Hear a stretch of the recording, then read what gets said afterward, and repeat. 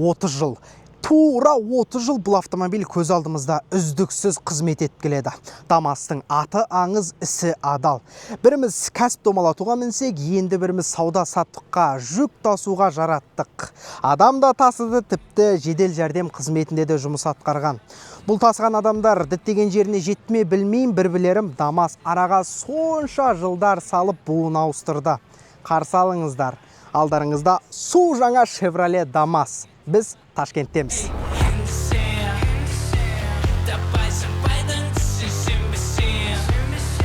Жаңа Дамас халықтың жүрегін бұрынғыдай сенімділігімен, бағасымен баурай ала ма, әлде аты ғана сақталған мүлдем басқа автомобильді көріп тұрмыз ба? Бүгін осы сұраққа жауап іздеп көрем. Кеттік.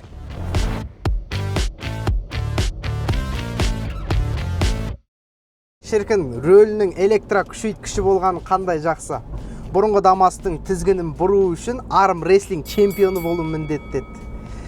Бұл енді микровен емес, компакт вен. Дәрежесі бір сатыға жоғарылады. Түрі кей тұста Ларгусқа ұқсайды, келісесіздер ме? Бірақ Дамасты коммерциялық мақсатта алатын болғандықтан адамдар түріне аса қатты мән бере бермейді. Бұның әсіресе өлшемі маңызды. Жігіттер сөзімді құптайтын шығар. Мә саған! Бойы, ұзындығы, габариті айтарлықтай өскен. Тыңдаңыз, бұрынғының ұзындығы 3485 мм ғана болатын. Шағын ғана. Қазір шанақ 4425 мм-ге созылған. Ені 1670 мм, бұрынғыдан 27 см-ге жалпая түсті. Биіктігі 1860 мм. Бұл заманда карбюраторлы қозғалтқышпен сатылған жалғыз автомобиль ол Дамас шығар. Жаңа Дамас иелері қуаныштарыңа ортақпын. Мотор толықтай инжекторлы. Және бұрынғыдай көтен жылытқыштың рөлін атқармайды. Моторы алдында қуаты айтарлықтай үстем. Сатып алушыларға 1,2 литрлі 81 ат күшіне е немесе 1,5 литрлі 103 ат күшіне е 4 цилиндрлі қозғалтқыштар ұсынылды. Екеуі де 5 немесе 6 сатылы механикалық қораппен. Алайда мотор жалғыз жаңалық емес, жігіттер. Дамас алғаш рет қауіпсіздік туралы ойлана бастады. Бұрын салонда қауіпсіздіктен тек пісмілі ғана болса, қазір жүргізуші мен жолаушыға арналған жастықтар пайда болды. Бұл революция. Құдай сақтасын, салыстырмалы түрде айтып жатырмын. Баяғы Дамас өте қауіпті автомобиль болған. Алдынан соқ қалғанда мынау рөл колонкасы жүргізушінің кеудесін тесіп, кабинасы аяғын қысып қалатын болған. Тоба, бұған дейін 08 Дамаспен қалай жүргесіңдер? Бойындағы 38 жылғысына қарамастан 1 тонна затты жегіп қоятындаршы. Мынау оның қасында ракета, жылдамдығы 100-ге дейін. Небәрі 3 секунд. Сенбейсіңдер ме? Қазір көрсетем. Кеттік, мәге дайынсыз ба? 1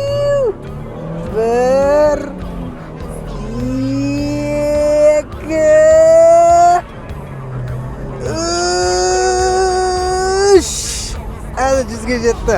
Чотам!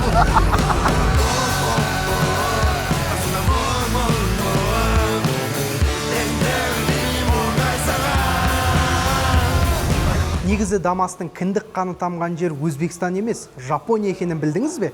Яттымазе! Чикараのキャリーだよ。キャリーはゆくゆく、今日もゆく。Автомобиль 1985 жылғы Suzuki Carry'ден базасы алынып, дәлме-дәл көшірілген. Оңтүстік кореялық Daewoo Дамасты ең бірінші болып 1991 жылы конвейерге қойған. Әу баста тек кореялық ішкі нарыққа беттелген автомобильге басқа мемлекеттерде қызықты. Осылайша Өзбекстандағы ең алғаш 1996 жылы шығарылған автомобиль Дамас болған. Міне ол кәріспен Жапонның қолы тиген таза қара жұмысшы. Ел мұнымен әлі күнге дейін мақтанады. Кейін Дамастың түрі 2 рет өзгерген, ал ең алғаш Сузукиға ұқсайтын Дамас ол міне маңдайындағы бір жазуы бекер емес. Бұл буынын білдіріп тұрған жоқ. Автомобиль зауыттан ең бірінші болып шыққан. Ана жерде суретіліп тұр. Содан бері 30 жыл уақыт өтіпті. Шал адал еңбекпен зейнетке жетті. Дегенмен өзбектер оны шығаруын тоқтата ма? Әй қайдам, автомобиль ел ішінде сұмдық сұранысқа ие. 2025 жылдың қорытындысы бойынша ескі Дамастың 100 мыңнан астамы сатылған. Ал бізде қанша сатылған білесіз бе? 200 данаға да жетпейді. Сондықтан жаңа Дамас ескі Дамастың альтернативасы ретінде нарықта қатар ұсынылатын сияқты ғой. Доставкаға асық баратырмын, жігіттер. Құттықтаймын, жаңа Дамаста заманауи базалық көмекшілер қосылды. ABS бар ғой, ойлаңдаршы. Тежелу бағыты әлде қайда қысқарады деген сөз. Одан бөлек EBD тіпті электронды тұрақтылықты бақылау батырмасы орнатылған. Ол мынау сол жақ бетте. Енді бұл барлығыңызды таңғалдырмауы мүмкін, бірақ әңгіме айтылғанымның бірі де болмаған Дамас жайында, сондықтан таңғалуға тура келеді жігіттер. О тоба, дизайнның Д әрпі бұйырмаған бөлгеннен адам танымастай өзгеріп кетті. Бұрынғы Дамас таза утилитарлы болса, мынау заманауи коммерциялық микровенге көбірек ұқсап қалған. Алдыңғы оптикасы хрустальда қарапайым галоген лампалармен. Жоғарғы жиынтықта бұның астында тұманға қарсы шамы және де радиатор торы хроммен орындалады. Қараңыздар, Chevrolet белгісі недеген үлкен. Есік тұтқалары қарапайым қара және штамп дискілер. Көлік негізі қытайлық SAIC компаниясы ұсынған Wuling Hongguang V моделінен көшіріліп, локализацияланып, Дамас атымен ұсынылып отыр. Автомобиль басқа нарықтарда сатылады. Мысалға, Латын Америкада бұл Chevrolet N400 немесе Tornado Van деп те аталады. Мынаны қараңыз, N400 деп жазылып тұр. Яғни бұл Мексикаға арналған нұсқа. Әлі автомобиль мына нарыққа бейімделмеген ғой. SAIC өйткені General Motors'тың ата туысы. Дамас Өзбекстанда биыл жыл басында ғана буын жаңартты. Яғни бізге келетін жаңа Дамастың ауылы алыс емес.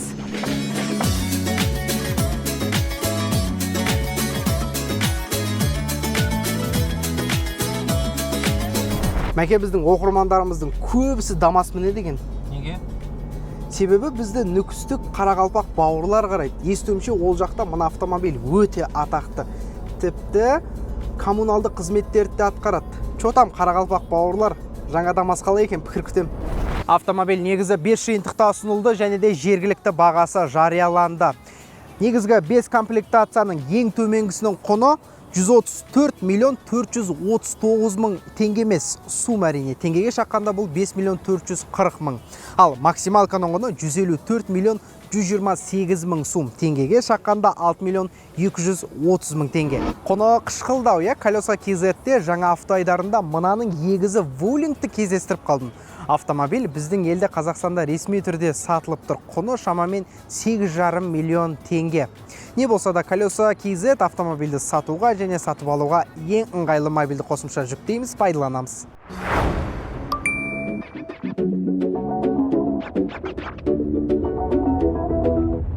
Дамастың басты қаруы тиімді бағасында еді. Алған жұрт автомобильді 3-4 жыл жұмысқа жегіп ақшасын тезақ ақтап алатын. Жаңа Дамас технология жағынан өскенмен құнында бір орында қалып кеткен жоқ. Жергілікті тұрғындардың да автомобильді саудалауға арналған қосымшасы бар. Оның аты Автоэлон Ус. Көлікті сол қосымша ішіндегі дилерлер бөліміндегі Олам авто дилерлік орталығынан таптық және бізге шолуға берді. Рахмет айтамыз. Аспа демекші алды Макферсон арты ресор. Әрине бұл жүк көтеру салмағын ұлғайту үшін жасалған сенімді конструкция. Бұрынғы Дамас иелері сөзімді қолдайды. Бұрылыстарда қорқушы едік қоя аударылып кете жаздайтындай. Автомобиль тұрақсыз еді. Мұнауың әлде қайда тұрақты. Құдды бір минивэн айдап бара жатқандай әсер алдым. Тежеуші де жақсы екен. Алды дискілі, арты барабан. Мынаны айдап көрген бұрынғы Дамас иесі басқа әлемге тап болғандай сезім алады. Мәке қара, есігінің ашылып жабылуы өте жақсы сапалы екен. Артқы қатары мынандай рельс арқылы ашылады, ішіне фух етіп кіріп кетесің ғой. Еден қараш, линолеуммен қаптап қойған ба, мынау 1-2 айдан кейін жыртылып, ішкі жан дүниесін көрсетейін деп тұр ғой. Мына тәбіреткіні жинап жіберсең, 3-ші қатарға жол ашылады. Бүйтесің, мынаны артынан тартып қаласың, жиналды. Охо! Алматы, Шымкент емес, өзбектерің мұнамен Москва, Ташкент қатынап, Ларгустарға нан таптырмайын деп тұр ғой. Ойбай, орынды арқасы не деген қап қатты. Еще қақайып отырады екесің. Ұзақ жолда беліңді ауыртады ғой мынау. Қапталда мынандай порчикалар екі жанында. Жалпы салонда 7 адам отырса, дискомфорт сезінуің әбден мүмкін. Қысылып отырасың да. Ал жалғыз өзің салон жалдап Шымкентке құдалыққа кетіп бара жатсаң, мына жерге көлденеңнен төсекті төсеп жіберіп, жалғыз өзің ұйықтап барасың ғой. Дамас Өзбекстанда жай ғана көлік құралы емес. Бұл шағын бизнестің басты кілті. Көптеген жігіттер өз отбасының нәпақасын осы автомобиль арқылы тауып отыр. Біреу базарда сауда саттық жасайды, енді бірі нан тасиды, жолаушы тасиды. Сондықтан жаңа ДАМАЗ бұл әшейін буын ауыстыру емес, бүтін бір дәуірдің жаңа бастамасы. Па шіркін дүниенің кеңдігі-ай. Бұрынғы ескі ДАМАЗ естеріңізде ме? Салон сыйымдылығы бір бөлмелі пәтер сияқты еді, қол жетімді баспана жобасымен берілген. Отырғаныңды қайтейін, қақайып тұрып айдап бара жатқан сияқты әсер алатынбыз. Ал мұнда әлде қайда өзіңді еркін ұстайсың. Қараш, не деген салоны кең. Басқару элементтері жүргізушіге қаратылған. Баяғыдағыдай КамАЗ стайл емес. Орындықтың орын аласуы, эргономикасы әлде қайда жақсы. Салонда қай жерден үнемдеп қысып қалуға болады, соның барлығын үнемдеген ғой. Қолың тиген жердің барлығы ағаш сияқты қара. Тоқ-тоқ етеді. Мына жағы да сондай. Астыда қап-қатты.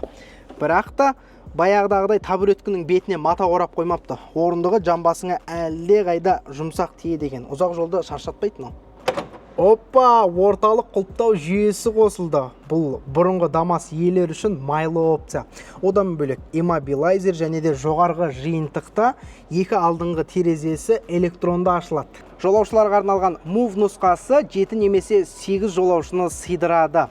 Жиынтығына байланысты алдыңғы және артқы қатарға арналған кондиционер қарастырылған. Біздің жағдайда ол тек алдыңғы қатарда ғана. Негізі алғашқы ДАМАЗтарда ол зауыттан жүретін функция болған. Бірақ өндіруші автомобильдің күші жетпейтіндігін түсінгендіктен алып тастауға мәжбүр болды. Жаныңнан артық па? Өзбекстандық кейбір тапқыр әкелер өзінің ДАМАЗына тұрғын үйге арналған кондиционерді орнатқан ғой. Түсінуімше жоғарғы жиынтықтың есік картыда басқаша орындалған, ал мынанікі бір тегіс. Мынандай тұтқанның арқасында физикалық түрде жоғары төмен түсіріп көтересің. Классика ғой нағыз. Аналогты спидометр, оның ортасында кішкене ғана борт компьютер. Майфун істеп тұр ма екен? Түсінікті, істеп тұр. Қара, телефонға арналған қанша орын бар. Мына жерде біреу, мына жерде біреу, сол жағында да бір қуыс. Мына жаққа телефондарды жинап тастасаң болады, және екі гориллаң салып аласында доставкаға кеттің ғой. Ал салонда өте жоғары технологиялы опциядан 12 вольтқа адаптер және де мынандай кішкентай ғана бардачок қарастырылған. Жалмай қаламыз. Өсектерге сен қалма, мен үйдем уайымдама, жас шығарып сен қайғырма, келесі біздің айылдыма. Көліктің бұрынғыдай жолаушыларға және де жүк тасымалдауға арналған екі нұсқасы бар. Оны Move және Max деп екіге бөліп қойды.